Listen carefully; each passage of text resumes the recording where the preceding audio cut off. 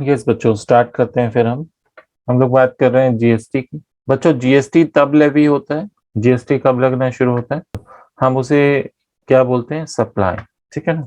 तो जीएसटी में taxable event क्या है, तो जीएसटी के अंदर टैक्सेबल इवेंट क्या है बच्चों, सप्लाई है। ठीक है, अगर सप्लाई है तो जीएसटी लगेगा। डन। शुरू करते हैं सप्लाई से। आज हम सप्लाई को समझेंगे और कंसेप्ट ऑफ सप्लाई के बारे में बात करेंगे। सेक्शन 7। देखो, यहाँ पर सबसे इंपॉर्टेंट टर्म जो है वो सप्लाई है और इसे डिफाइन किया गया है सेक्शन 7 ऑफ सीजीएसटी एक्ट में। देखो क्या लिखे, the concept of supply is the key stone of the GST architecture. मतलब जीएसटी अगर लगता है तो तभी लगता है जब गुड्स या सर्विसेज की सप्लाई होती है। The provisions relating to meaning and scope of supply, हमने आज जो पढ़ना है meaning and scope of supply, are contained in chapter 3 of CGST act. Read with various schedules. बच्चों, हम लोग को कुछ शेड्यूल्स को भी रेफर करना होगा आज। शेड्यूल 1, शेड्यूल 2, शेड्यूल 3, 3 शेड्यूल्स आपके सामने नीचे गिवन है, इनको भी हमें रेफर करना होगा। तो चैप्टर 3 में सेक्शन 7 गिवन है। इन एडिशन टू दैट हमें कुछ सीजीएसटी के शेड्यूल्स को भी स्टडी करना है, given under the set act. Following sections and schedules shall be discussed in this chapter two understand the concept of supply. तो हम लोग आज कंसेप्ट ऑफ सप्लाई की बात करने वाले हैं। तो आपको एक ही बात याद रखनी है कि भाई जीएसटी कब लगेगा, जब सप्लाई होगी, supply of goods and services होगी तो जीएसटी लगेगा। डन, आगे बढ़ते हैं बच्चों। सेक्शन 7 में meaning and scope of supply की बात की गई है। Section 8 taxability of composite and mix supply के ऊपर है, बहुत इजी कंसेप्ट है। ठीक है, सेक्शन 8 में कि कंपोजिट सप्लाई क्या होती है, मिक्स सप्लाई क्या होती है। शेड्यूल 1 में हम लोग बात करेंगे कुछ ऐसी एक्टिविटीज की जिन्हें सप्लाई माना गया है। ठीक है, ट्रीटेड एज सप्लाई, कुछ ऐसी एक्टिविटीज हैं जिन्हें सप्लाई माना गया है, even if made without consideration, उसमें कंसिडरेशन नहीं भी है तब भी उसे सप्लाई माना गया है। अच्छा, ये कंसिडरेशन का क्या सप्लाई में होना जरूरी है बच्चों, अभी पढ़ेंगे आगे हम, तो उसमें स्टडी करेंगे कि कंसिडरेशन और बिजनेस दो चीजें जरूरी हैं, फर्दरेंस ऑफ बिजनेस और बिजनेस जरूरी है। ठीक है, लेकिन कुछ एक्टिविटीज ऐसी हैं जिनको कंसिडरेशन नहीं भी है तो भी सप्लाई माना गया है, वो शेड्यूल 1 में गिवन है। तो आपको रिटेन करना है सबसे पहले कुछ चीजों को, क्या रिटेन करना है, 1 बाय 1। सेक्शन 7 में meaning and scope of supply की बात की गई है। सेक्शन 8 जो है कंपोजिट एंड मिक्स सप्लाई की बात करता है। ठीक है, शेड्यूल 1 में कुछ चीजों को सप्लाई माना गया है, even if they are made without consideration. वैसे तो कंसिडरेशन का होना जरूरी है, लेकिन कुछ ट्रांजैक्शन में अगर कंसिडरेशन नहीं भी है तो उन्हें सप्लाई माना गया है। शेड्यूल 1 में कुछ ऐसी एक्टिविटीज हैं। फिर शेड्यूल 2 में एक्टिविटीज और ट्रांजैक्शंस। भाई, आप किसको सप्लाई ऑफ गुड्स मानोगे और किसे आप सप्लाई ऑफ सर्विस मानोगे, कैटेगराइज किया गया है। कुछ चीजें ऐसी हैं, कुछ एक्टिविटीज ऐसी हैं जो सप्लाई ऑफ गुड्स भी लगती हैं और सप्लाई ऑफ सर्विस भी लगती हैं, है ना। तो उस केस में उन दोनों को अलग रखना कि भाई क्या चीज सप्लाई ऑफ गुड्स ही मानी जाएगी, चाहे आपको वो सर्विस लग भी रही है तब भी हम उसे सप्लाई ऑफ गुड्स मानेंगे, क्योंकि शेड्यूल 2 में ऐसा लिखा है। शेड्यूल 2 में लिखा है कि आप इसे सप्लाई ऑफ गुड्स मानो। ठीक है, ऐसे ही कुछ एक्टिविटीज ऐसी हैं जिन्हें सप्लाई ऑफ सर्विस माना गया है शेड्यूल 2 के अकॉर्डिंग। डन। तो क्लासिफिकेशन कह सकते हैं हम कि एक्टिविटीज को क्लासिफाई कर दिया, कौन सी सप्लाई ऑफ गुड्स है, कौन सी सप्लाई ऑफ सर्विस है, दोनों को अलग अलग कर दिया, कोई कंफ्यूजन वाली सिचुएशन नहीं है। ठीक है ना। ये किसके थ्रू किया गया, शेड्यूल 2 के थ्रू किया गया। डन। अच्छा, शेड्यूल 3 किसकी बात करता है? शेड्यूल 3 कुछ ऐसी एक्टिविटीज या ट्रांजेक्शन्स की बात करता है जिन्हें हम ना ही सप्लाई ऑफ गुड्स मानेंगे ना ही सप्लाई ऑफ सर्विस मानेंगे, मतलब जो सप्लाई कंसिडर होगी ही नहीं। पॉइंट क्लियर है? कुछ ऐसी एक्टिविटीज या ट्रांजेक्शन जो सप्लाई ऑफ गुड्स भी कंसिडर नहीं होंगी, जो सप्लाई ऑफ सर्विस भी कंसिडर नहीं होगी। अच्छा, सप्लाई नहीं कंसिडर होंगी तो टैक्स भी नहीं लगेगा, क्योंकि जीएसटी तभी लगता है जब सप्लाई हो, अगर सप्लाई ही नहीं है तो टैक्स भी, जीएसटी भी। तो शेड्यूल 3 में जो एक्टिविटीज है उनके ऊपर बच्चों जीएसटी नहीं लगता।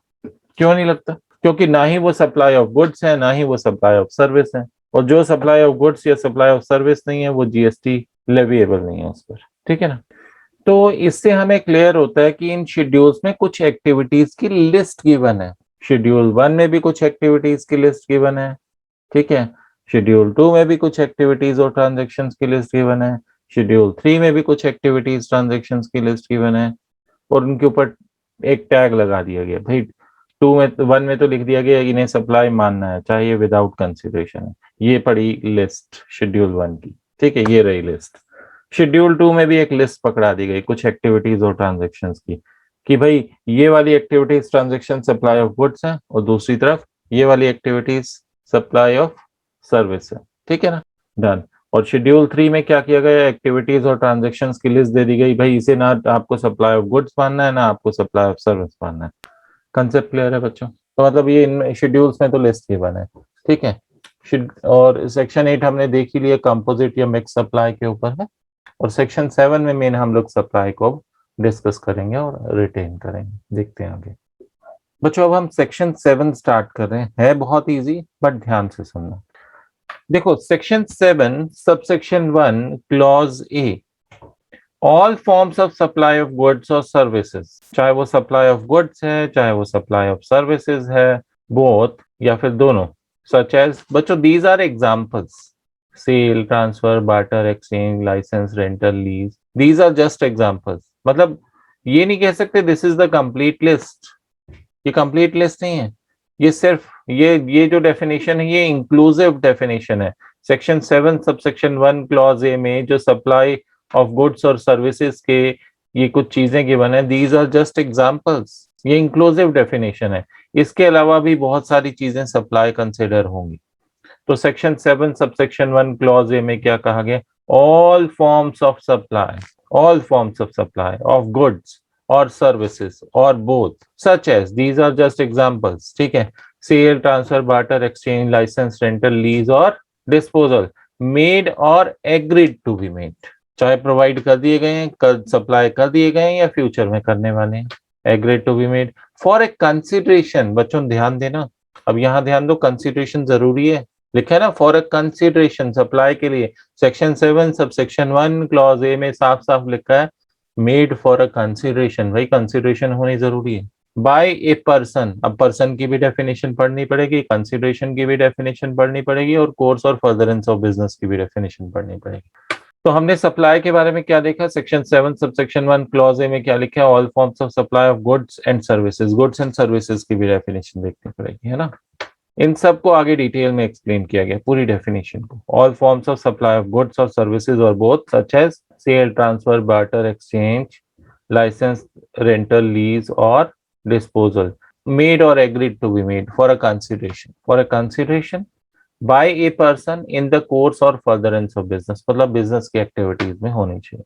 अच्छा, ये तो सेक्शन 7 सबसेक्शन 1 क्लॉज ए में लिखा है, इनको अब हम आगे डिटेल में पढ़ने वाले हैं, ठीक है ना। ये तो सिर्फ एक सेक्शन की समरी दी हुई है क्या है सेक्शन में। फिर आता है सेक्शन 7 सबसेक्शन 1 क्लॉज बी, भाई वहां गुड सर्विसेज की बात कर रहे थे, यहाँ तो इंपोर्टेशन की बात कर रहे हैं, वहां तो सप्लाई की बात कर रहे थे, यहाँ इंपोर्टेशन ऑफ सर्विस की बात कर रहे हैं। भाई अगर आप इंपोर्ट कर रहे हो service from outside India for a consideration whether और नॉट इन द कोर्स और फर्दरेंस ऑफ बिजनेस, अरे ये तो कह रहे हैं वो भी सप्लाई माना जाएगा, चाहे आप बिजनेस के लिए आप सर्विसेज बाहर से इंपोर्ट कर रहे हो, चाहे वो अदर देन बिजनेस, बात समझ रहे हो, पर्सनल यूज के लिए भी सर्विस इंपोर्ट कर रहे हो तो भी वो इंडिया में टैक्सेबल है, तो भी वो क्या है इंडिया में टैक्सेबल है, उस पर जीएसटी लगेगा। Importation of services for a consideration whether और नॉट इन द कोर्स और फर्दरेंस ऑफ बिजनेस, ठीक है ना, चाहे वो फर्दरेंस ऑफ बिजनेस में है चाहे नहीं है, and the activity specified in schedule 1, इसके अलावा कुछ ऐसी एक्टिविटीज हैं जो किसमें स्पेसिफाइड है, शेड्यूल 1 में, मेड और agreed to be made without consideration, भाई जो जिसमें कंसिडरेशन का होना जरूरी नहीं है वो भी सप्लाई मानी जाएगी। तो सप्लाई में 3 चीजें आ गई, पहली तो जो क्लॉज ए में गिवन है वो सप्लाई है, ठीक है। फिर क्लॉज बी में इंपोर्टेशन ऑफ सर्विस को भी सप्लाई माना गया है, बट इसके लिए कंसिडरेशन जरूरी है, फर्दरेंस ऑफ बिजनेस होना जरूरी है, वेदर और नॉट लिखा है ना, क्या फर्दरेंस ऑफ बिजनेस होना जरूरी है इंपोर्टेशन ऑफ सर्विस के लिए, क्या इंपोर्टेशन ऑफ सर्विस में फर्दरेंस ऑफ बिजनेस होना जरूरी है, नहीं, इन्होंने कहा हो भी सक्शनल है ना। तो importation of service for a consideration whether or not in the course of furtherance of business, लेकिन क्लॉज ए तो कह रहा था कि भाई कंसिडरेशन भी होनी चाहिए और फर्दरेंस ऑफ बिजनेस भी होना चाहिए, क्लॉज ए में तो कंपलसरी था फर्दरेंस ऑफ बिजनेस होना, लेकिन क्लॉज बी में फर्दरेंस ऑफ बिजनेस कंपल्सरी नहीं है। कंसिडरेशन क्लॉज ए में भी होनी जरूरी थी, कंसिडरेशन क्लॉज बी में भी होनी जरूरी है, लेकिन कंसिडरेशन किस में होनी जरूरी नहीं है? क्लॉज सी में कंसिडरेशन जरूरी नहीं है। कंसेप्ट क्लियर है? अच्छा, क्लॉज बी में क्या जरूरी नहीं था? फर्दरेंस ऑफ बिजनेस जरूरी नहीं। अच्छा, क्लॉज ए में दोनों होने जरूरी थे, कंसिडरेशन भी फर्दरेंस ऑफ बिजनेस भी। क्लॉज बी में फर्दरेंस ऑफ बिजनेस जरूरी नहीं है और क्लॉज सी में कंसिडरेशन। तो ये तीनों चीजें सप्लाई मानी जाएंगी। कंसेप्ट क्लियर है आप लोगों को? तीनों एक्टिविटीज सप्लाई मानी जाएंगी। सबसेक्शन 1A बाद में इंसर्ट किया गया। बच्चों 1 और 2 के बीच में 1A डाल दिए, इंसर्टेड लेटर। ठीक है, क्या लिखा है इसमें?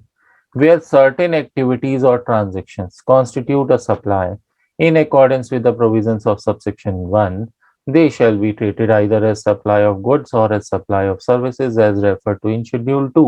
ये कह रहे हैं, हमने ये तो देख लिया कौन सी चीज सप्लाई है। सेक्शन 7 सबसेक्शन 1 में हमने ये तो देख लिया क्या सप्लाई होगा, चाहे क्लॉज ए बी और सी में देखा कि क्या चीज सप्लाई होगी, वो तो हमने पढ़ लिया। लेकिन वो सप्लाई होगी किस चीज की? गुड्स की सप्लाई होगी या सर्विस की? किसको आप गुड्स मानोगे, किसको आप सर्विस मानोगे? अच्छा, ये किस में डिफाइन किया गया किसको गुड्स मानना है किसको सर्विस मानना है? शेड्यूल 2 में। शेड्यूल 2 में डिफाइन किया गया किसको आप गुड्स मानोगे किसको आप सर्विस मानोगे। ठीक है ना? नेक्स्ट लिखा है not with standing anything contained in subsection 1। चलो, ओवर राइडिंग इफेक्ट है, it over ride subsection 1। Not with standing से शुरू हो रहा है, सबसेक्शन 2 में ओवर राइडिंग इफेक्ट है, it over rides subsection 1। Subsection 1 को ओवर राइड करता है। क्या कह रहा है ये कह रहा है एक्टिविटीज और ट्रांजेक्शन स्पेसिफाइड इन शेड्यूल 3। कह रहा है शेड्यूल 3 में लिखा है उसे तो हम सप्लाई ऑफ गुड्स और सर्विस कुछ भी नहीं मानेंगे। अच्छा, जिसको सप्लाई ऑफ गुड्स और सर्विस नहीं मानेंगे उस पर जीएसटी नहीं लगेगा। ठीक है, फिर ये कह रहे हैं सेंट्रल गवर्नमेंट, स्टेट गवर्नमेंट या लोकल अथॉरिटी किसी इंगेज्ड हैं या फिर as a public authorities as may be notified by the government, भाई इन पर भी जीएसटी नहीं लगेगा, ये भी सप्लाई नहीं माने। मतलब गवर्नमेंट जो काम कर रही है वो भी सप्लाई नहीं माने जाएंगे। बात समझ गए? गवर्नमेंट ये एक्टिविटीज अगर कर रही है तो वो भी सप्लाई नहीं माने जाएंगे। अच्छा, कुछ एक्टिविटीज ट्रांजेक्शन शेड्यूल 3 में गिवन है, वो भी सप्लाई ऑफ गुड्स या सर्विस नहीं मानी जाएंगी। और कुछ गवर्नमेंट ट्रांजेक्शन जो है, गवर्नमेंट एक्टिविटीज ट्रांजेक्शन है, वो भी सप्लाई ऑफ गुड्स और सर्विस नहीं मानी जाएंगी, मतलब इनको जीएसटी नहीं देना। सबसेक्शन 2 तो बना करता है कि भाई कौन सा सप्लाई ऑफ गुड्स और सर्विस नहीं माना जाएगा। सबसेक्शन 2 में तो ये लिखा हुआ है। 1A में क्या लिखा है? 1A में क्लासिफिकेशन एक तरह से होगा, किसको गुड्स मानोगे किसको सर्विस मानोगे। 1A किसको रेफर करता है? शेड्यूल 2 को। और सबसेक्शन 2 किसको रेफर करता है? शेड्यूल 3 को रेफर करता है। ठीक है ना बच्चों? बच्चों यहाँ तक क्लियर है सबको? डन, आगे देखते हैं। अब आगे सबसेक्शन 3, ये सेक्शन 7 हमने पढ़ा, सेक्शन 7 सबसेक्शन 1, सेक्शन 7 सबसेक्शन 2, है ना? उसके बीच में सेक्शन 7 सबसेक्शन 1A भी पढ़ा, अब सबसेक्शन 3 आ गया। Subject two subsection 1, 1A and 2, भाई कह रहे हैं उनको ध्यान में रखना इसको पढ़ने से पहले। द गवर्नमेंट में on the recommendation of the council specify by notification the transactions that are to be treated as a supply of goods, not as a supply of service, or a supply of service, not as a supply of goods। ये एक बार फिर कुछ transactions की बात की गई है। Central government notify कर सकती है, बाद में कभी भी नोटिफाई कर सकती है भाई किसको गुड्स मानना है किसको सर्विस मानना है। ठीक है, अच्छा एनालिसिस देखते हैं। अब शुरू होता है चैप्टर। एक्चुअली अभी तक तो हम लोग समरी देख रहे थे, अब इनके एनालिसिस मिलेंगे पूरे। The definition of supply as contained in section 7 of the CGST Act। Supply की definition किसमें given है? section 7 subsection 1 में, clause A, B, C में given है क्या क्या supply माना जाएगा, है ना? क्या लिखा है? The definition of supply as contained in section 7 of the CGST Act as an inclusive definition and does not define the term exhaustively। बच्चों मैंने पहले ही कह दिया था ये इंक्लूसिव डेफिनेशन है, ये एग्जॉस्टिव डेफिनेशन नहीं है। एग्जॉस्टिव में पता है क्या होता है? भाई जो लिखा है वही है, उसके बाहर कुछ नहीं है। ठीक है, इंक्लूसिव का मतलब क्या होता है? जो गिवन है वो तो बस एग्जांपल्स हैं, इसके अलावा भी बहुत कुछ इंक्लूड होगा, वो इंक्लूसिव डेफिनेशन है। कंसेप्ट क्लियर है आप लोगों को?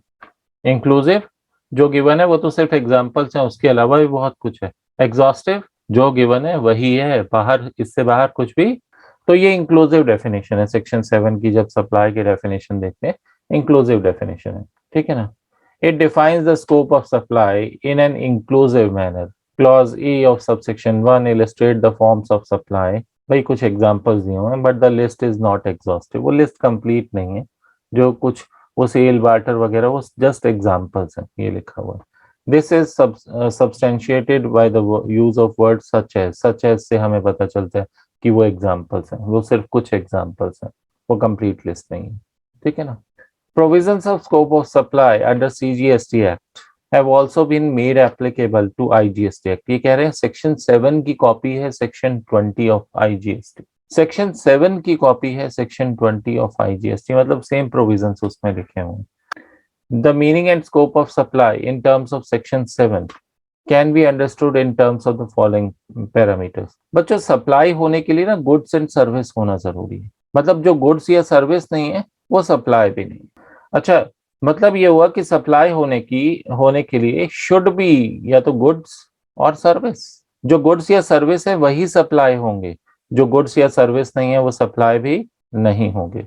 Supply of anything other than goods or service like money, securities, etc. does not attract GST। भाई वो सप्लाई भी नहीं माना जाएगा और उसको उस पर जीएसटी भी नहीं लगेगा, बात समझ रहे हो। अच्छा, ये जीएसटी में सप्लाई नहीं माना जाएगा, है ना। वैसे तो सप्लाई हो सकता है लेकिन जीएसटी के पॉइंट ऑफ व्यू से सप्लाई नहीं माना जाएगा। क्या? Anything which is not goods nor services, जो गुड्स भी नहीं है सर्विस भी नहीं है वो जीएसटी के लिए सप्लाई नहीं माना जाएगा। जैसे एग्जाम्पल क्या है, मनी, मनी आप किसी को पे कर रहे हो तो मनी सप्लाई हो रही है तो जीएसटी एप्लीकेबल नहीं है। सिक्योरिटीज जीएसटी एप्लीकेबल नहीं है। आप कहोगे सर ऐसे कैसे, बैंक वाले तो जीएसटी लगाते हैं हम अकाउंट में पैसे रखते हैं, जब भी कुछ गड़बड़ होती है, ठीक है, मान लो चेक की कोई दिक्कत हुई या कुछ हुआ व्हाटएवर में भी, वो अपना जीएसटी साथ में जरूर चार्ज करते हैं, है ना। आप कोई भी सर्विस लोगे तो वो साथ में जीएसटी चार्ज करते हैं बैंक वाले, जबकि मनी पर तो जीएसटी है नहीं और बैंक में तो हमारी मनी होती है। यूज ऑफ मनी, वो क्या है, यूज ऑफ मनी, बात समझ रहे। आप फॉरेन एक्सचेंज लो, आप फॉरेन एक्सचेंज लो, सब पर जीएसटी लगेगा, सब पर जीएसटी लगेगा, ठीक है। आगे पढ़ेंगे उसको डिटेल में क्या लिखा है। मनी मीन्स भाई पैसा ले दे रहे हो उस पर जीएसटी नहीं, ठीक है ना। लेकिन अगर यूज ऑफ मनी वहां पर सर्विसेज में आ जाएगा उस पर जीएसटी है। सिक्योरिटीज क्या है आपको पता ही है, bonds, debenture, shares etcetera. CS वालों को तो सबको पता ही होता है ये सिक्योरिटीज है, ठीक है ना। अच्छा, अभी तो हमने फर्स्ट पॉइंट पढ़ा है कि सप्लाई के लिए गुड्स और सर्विस होना जरूरी है। सेकंड पॉइंट क्या है, supply should be made for a consideration, भाई इसमें कंसीडरेशन का भी होना जरूरी है। और थर्ड पॉइंट क्या देखा है, supply should be made in the course और furtherance of business.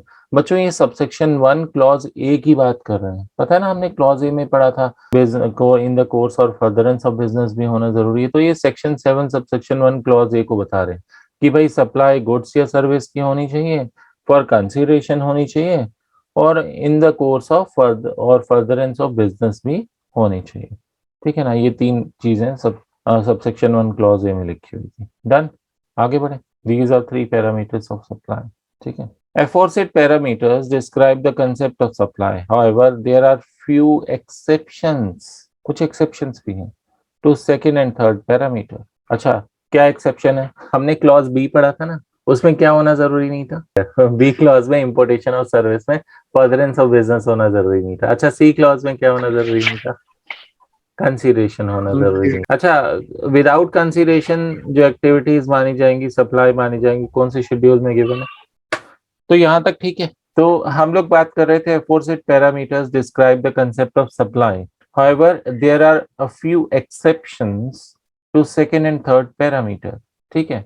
The requirement of supply being made for a consideration and in the course or furtherance of business in the GST law।